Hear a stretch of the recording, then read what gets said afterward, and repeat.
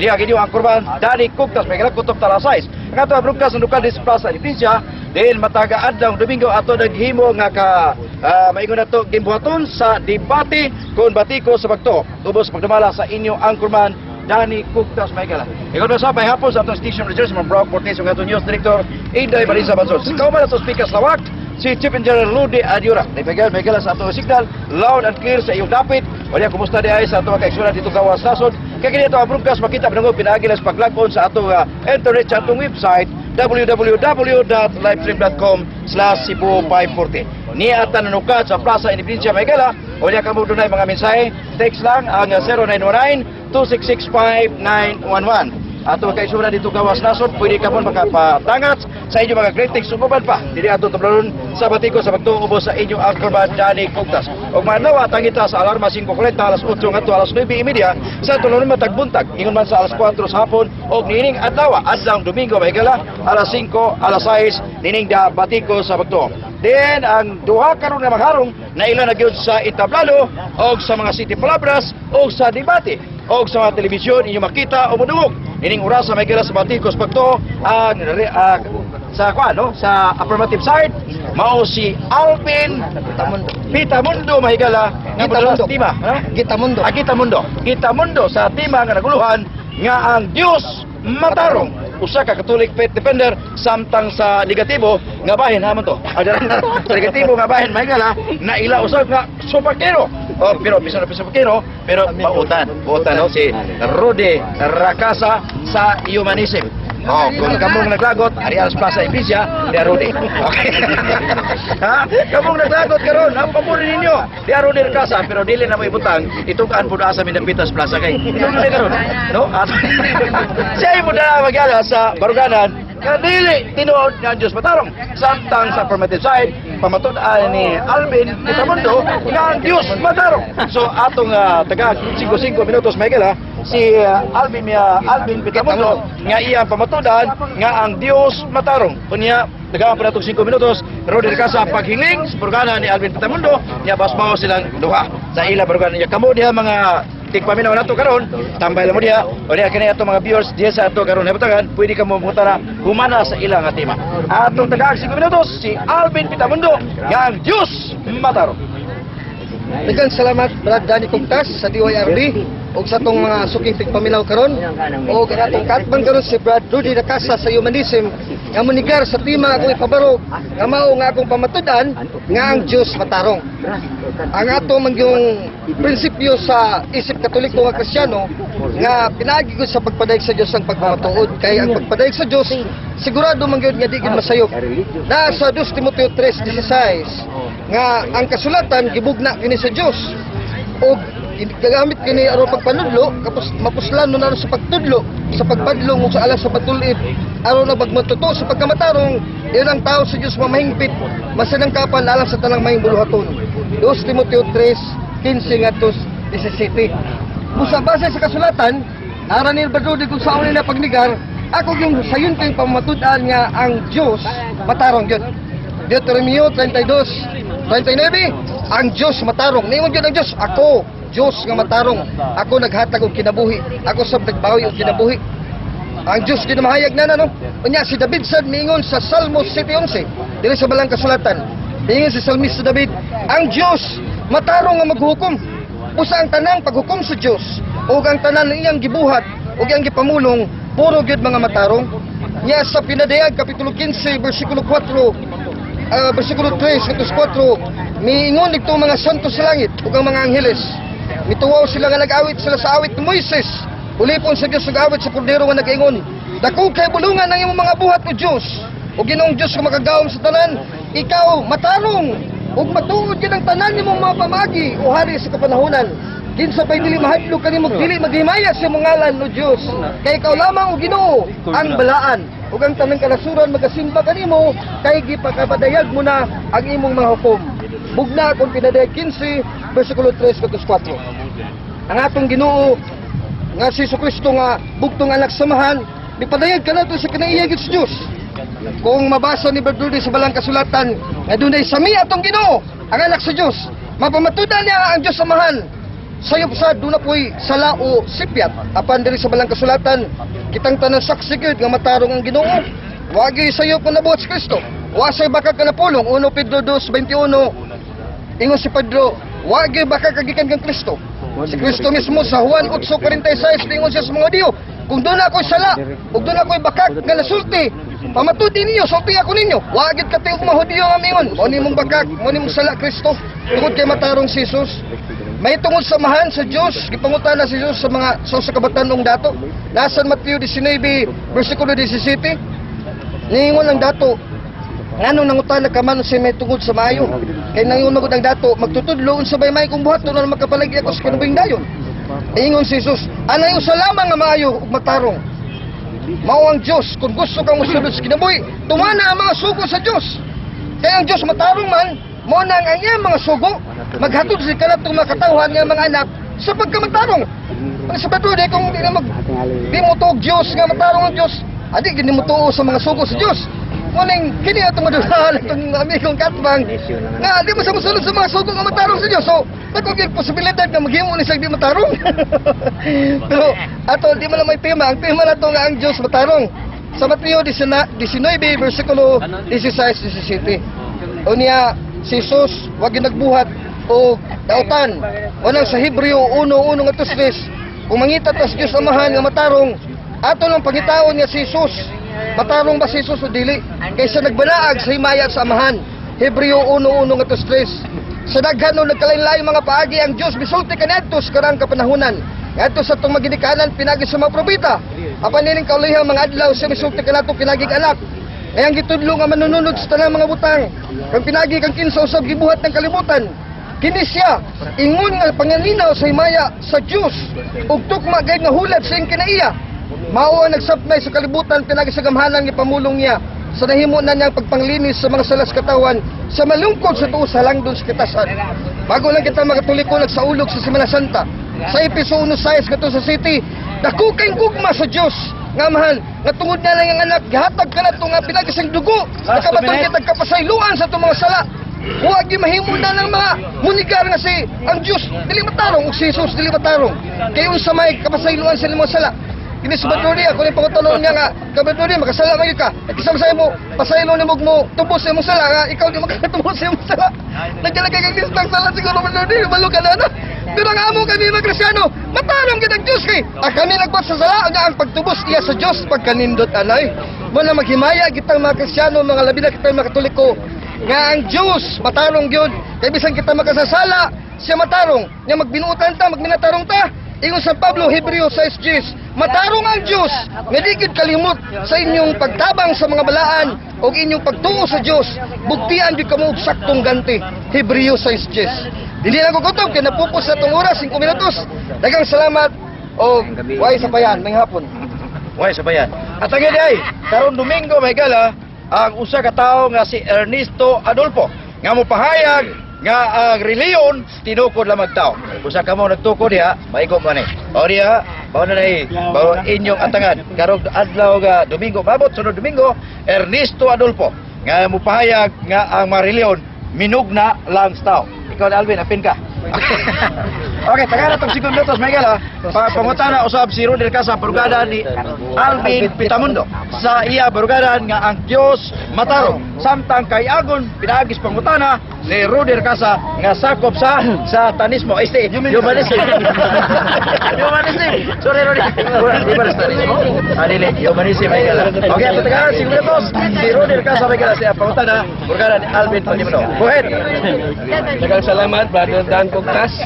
Og sa tanan nga naminaw karon, maayong hapon kanatong tanan. Nindot kay mga kaigsunan ang ipamahayag ni Brother Alvin nga matud pa niya ang Dios matarong gayon. Inipasa nimo sa balang kasulatan, akong pangutana nimo. Isaias 45:7. Ningon man ang Dios, ako'y gahimos dautan. Ako'y gahimos matarong, imo ka matarong na naman gidautan. Ang tubag. Wa mayngon ang Isaias 45:7, nga mingon ang Dios, ako ang dautan o tinubdan sa kadautan. Pasabot niya pag-ingon niya, ako naghimos matarong, kay matarong man siya. Unya naghimo sila sa kadautan pasabutan na gitugutan niya kay walay dili mahitapos kalibutan bisan mga negatibo pinaagi sa pagtugot pero dili sa kagalingong kabubuton direktamente kun dili yang gitugutan kay tao do na may gatagan man niya kabubutong gawas pagpili sa matarog dautan sira 15 12 utos 14 man kung mopili tag dautan sa maling baldo pili kag dautan mutugot ang Dios sa matarong ang Dios sa paghatag kanimo nana kay kung gaungan ka mura ka nagrobot na dautan ang Dios kay himo kag robot tubag sa pangutana. Okay. Sunod pangutana. Lain pangutana. Ningon siya nga dili kuno daotan ang Dios. Ang Dios mismo ni angkon. Ningon Isaias 45:7, I form the light and create evil. Ha? Pangutana. I form the light and create evil. Siya man lagi kabuhatin ng dautan.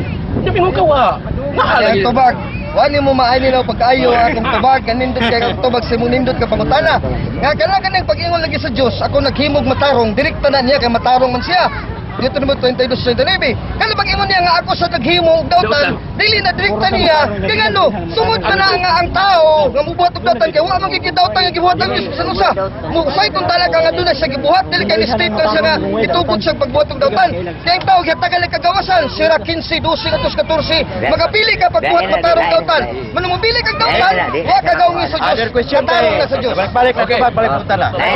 Ingon man ka nga di lagi guni dautan ang Dios kay matarong kaayo. Nakabasa ba ka sa Biblia Alvin nga si Jesucristo nanghagis, gilimbuhan niya ang templo, gilabay niya mga sinsilyo.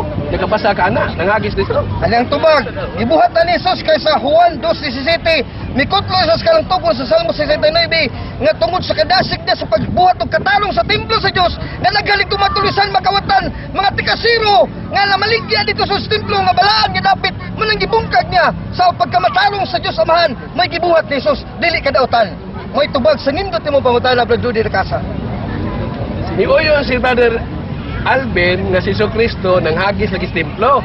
Kay niingon si Jesucristo ayaw ninyo buhata ang balay sa akong amahan taguan nas mga tulisan. Akong pangutana katong nanindag sa lampatis tulisan dito. Alang tubag, mga tikasan ka lang pagpanulis sa maranas pangikas kay namaligya sila balaang dapit dili angay na baligyan nimo merkado.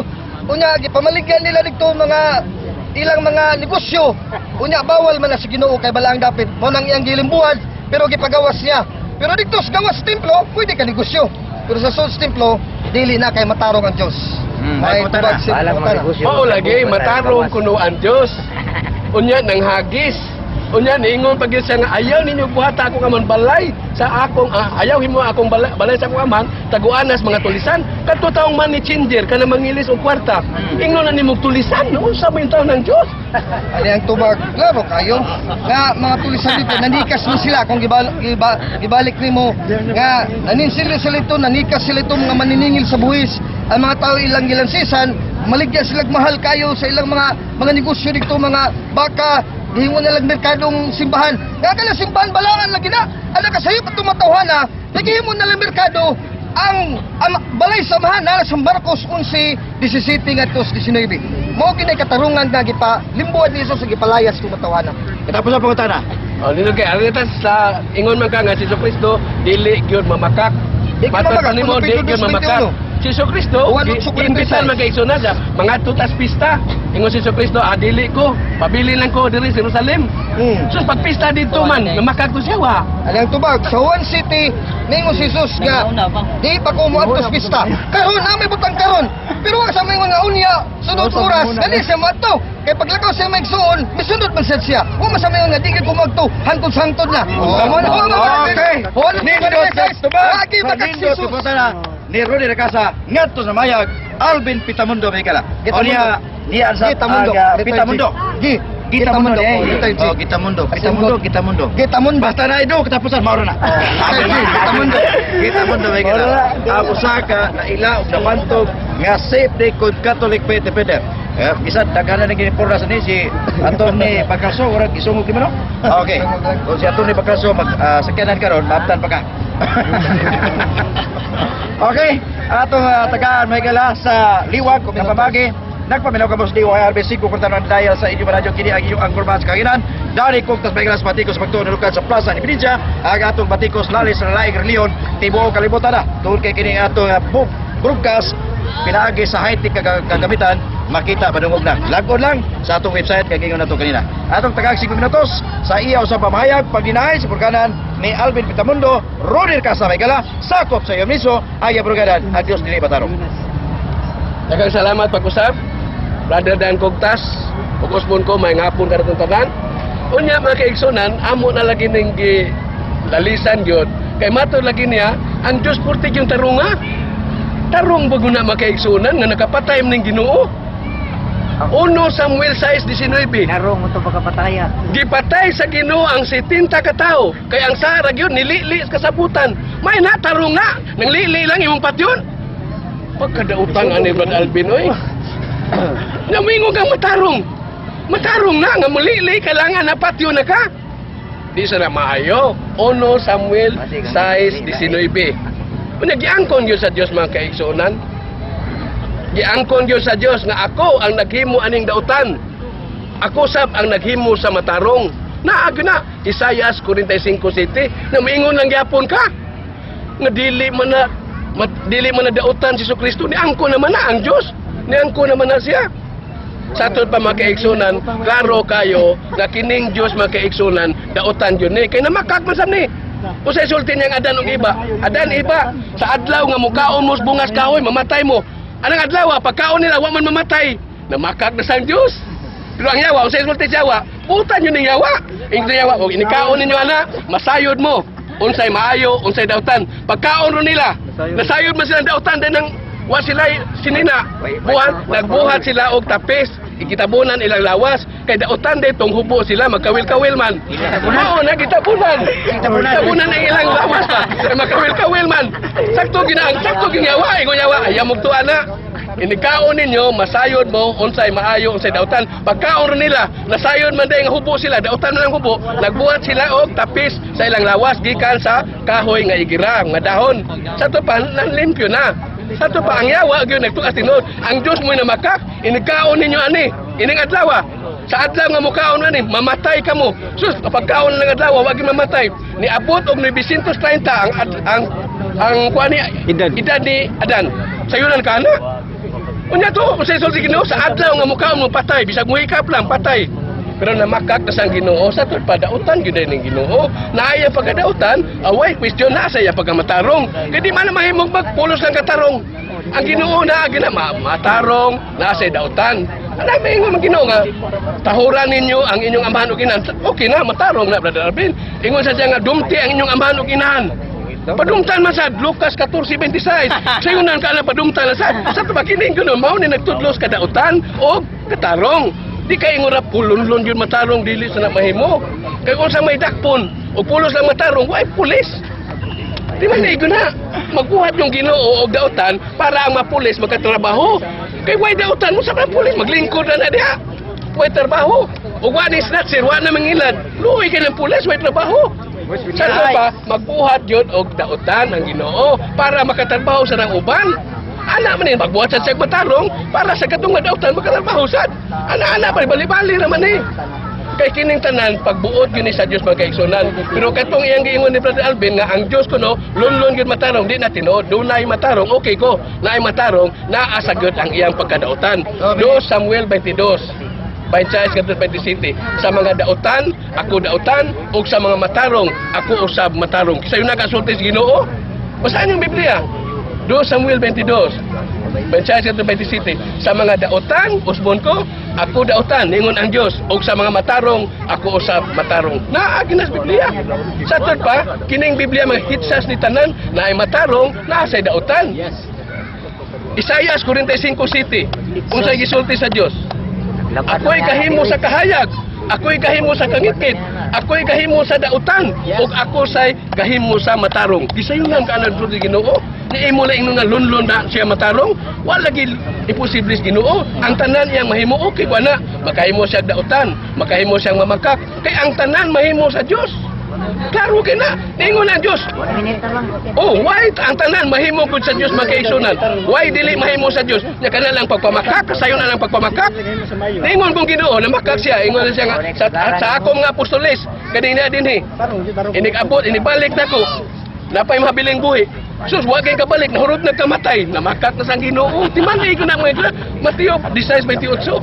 Sa tol pa kining Dios naa ko niyang tanan, matarong og dautan. Daghang o may hapon. Okay, nahuman na yun sa negatibo nga bahin, may gala, ang iya paginay, burgana ni Alvin Gitamundo.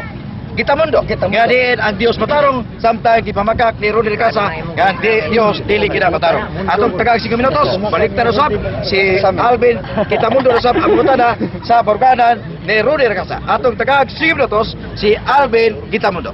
Go ahead. Daghang salamat. Brad Danny Cugtas, ug Brad Rudy Casa, una lang ko pangutana. Igamit man nimong 1 Samuel 6:19 nga pagpamatuod nga ang Dios mipatay og tao. Ni mo giingon nga tungod na mipatay ang Dios nga dili na siya matarong o dautan na siya. Ako pangutana nimo, kanang ang tag-iya sa kinabuhi nga mga Dios, nga gitulubdan sa kinabuhi. Kung bawion niya ang kinabuhi nga sa tag-iya, sayop pa sa tag-iya nga mobawi sa butang nga iya lang daan. Tubagang pangutana. Sayop ba sa usa ka tag-iya nga bawion ang kinabuhi nga iya magkiningdaan? Sayop ba o husto? Wa maglalis iyang daan. Ang atong gilalisan, nagbuhat ba siya dautan? Nagbuhat ba siya matarong? Nya kanang pagpatay dautan man na. Sa to ba, uyon ka nakapatay imong Ginoo. Sunod pangutana, Mr. Moderator, ang responsive pa nagtubag na Badudi. Balikon na kong pangutana, nga miuyon ka man di ay nga tag-iya ang Diyos sa tanang butang, laki pang kinabuhi, karon sa iyong pagpatay, pagkuha man sa kinabuhi. Ang tag-iya ba na kung mukuha sa kinabuhi nga sa tag-iya? Sayop ba na kung usa ka tag-iya, mukuha sa butang nga iyang gipalagyahan? Okay, tabagan. Sayop o sayop to?